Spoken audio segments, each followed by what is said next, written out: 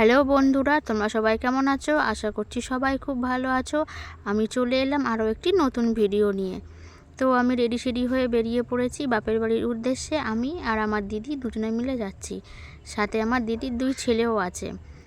অনেক দিন পর 2 বোন মিলে ট্রেনে করে বাপের বাড়ি যাচ্ছি।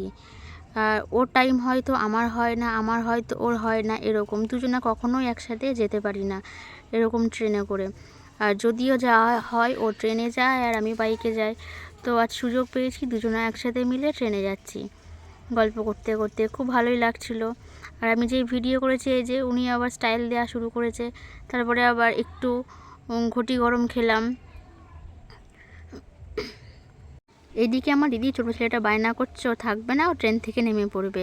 কারণ আমাদের শান্তিপুর থেকে গোপালনগর অনেকটাই দূর, আমার বাপের বাড়ি গোপালনগর অনেকটাই ডিস্টেন্স। ও কিছুতেই থাকতে চাইছে না, বায়না করছে। ওকে যাই হোক, যেভাবেই হোক ওকে থামানোর চেষ্টা করছি আমরা।